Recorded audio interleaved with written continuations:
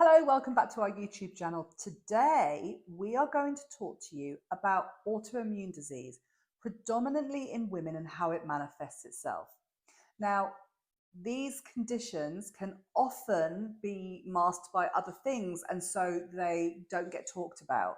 And so it's really important to bring this conversation so that people can become much more aware of their symptoms, so we're not just normalizing them and we can actually go and get the support that we need. If you're new here, I'm Claire Snowden-Darling. I'm Laura Knowles. And we are the founders of the College of Functional Wellness. And we also have 15 years clinical experience supporting women, women's health and hormones. So if you like this video, please hit subscribe. And we're going to just crack on and start talking.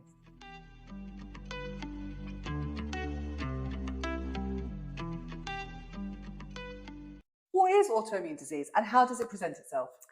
So the traditional view on autoimmune disease is that it is the immune system going array and attacking the body. So this can be anything from, say, for example, Crohn's is where the immune system is attacking the gut.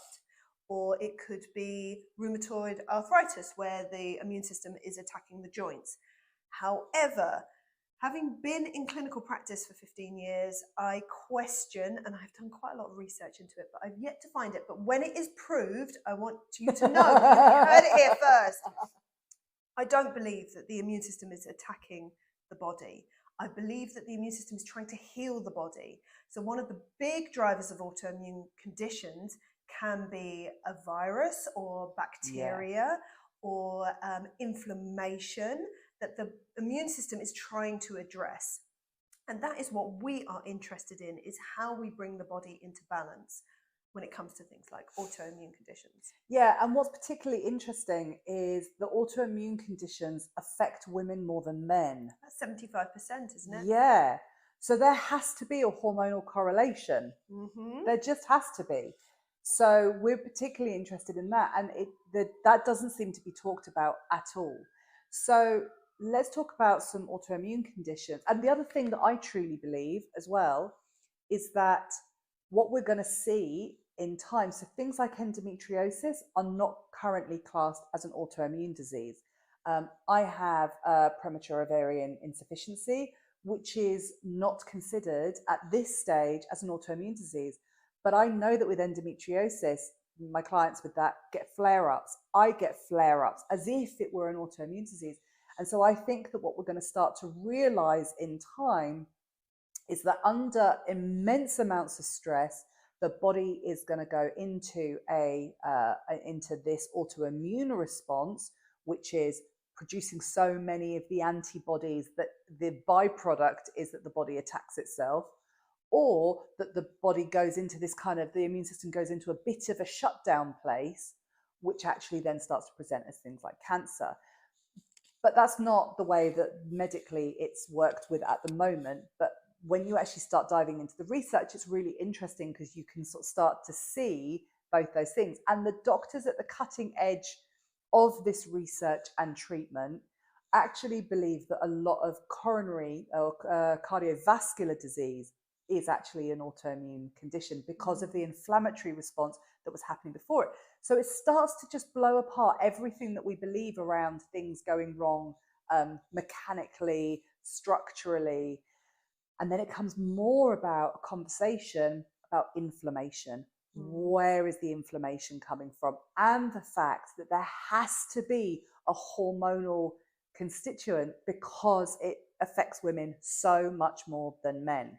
So there's two reasons that we're interested in behind that. One is that women have more estrogen, which is an inflammatory hormone, where testosterone tends to be an anti-inflammatory and immune calmer. So there's that we're interested in.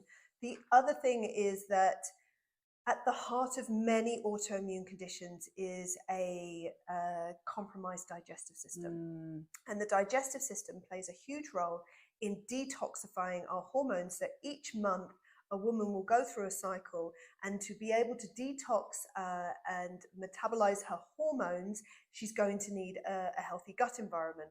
So if her hormones are out of balance for whatever reason, stress, eating the wrong foods, chemicals, the contraceptive pill, that is going to have a knock-on effect with the health of the gut, which then has a knock-on effect with the immune system. And that's when we can often see that autoimmune can present itself.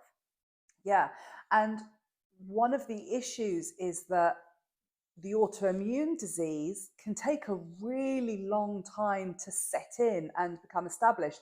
But women will be feeling unwell. I mean, men as well, because it's not just women that get autoimmune disease. But like we said, there's predominantly women that have autoimmune disease.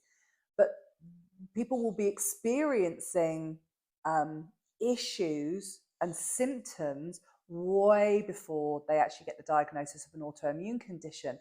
And it's because these symptoms can, because they can present as other things. So intense fatigue, weight loss or weight gain, it can just be considered another issue.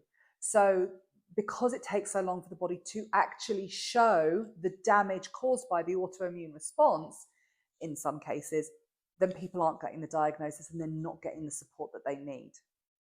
In terms of what we would recommend, we always look at diet first, and that's because it's what you do every day that counts in terms of our health. So if we're putting in fast foods 3 times a day, every day, there is very likely going to be an inflammatory response in the body. So the first thing that I would recommend is that you find a coach who is trained to work with food strategies and has an understanding of what's going on in the body. And so this is whether or not you've got to a point where you've been diagnosed autoimmune and you are on medication. It doesn't matter. Dealing with the food is essential. Removing food intolerances, because they are a huge contributor to inflammatory responses. There's loads and loads of things that a really good coach will be able to identify and be able to support you with. The autoimmune disease is what the doctors deal with. There's a lot of other stuff in terms of what we call the foundations of health that need to be addressed to support you on this journey.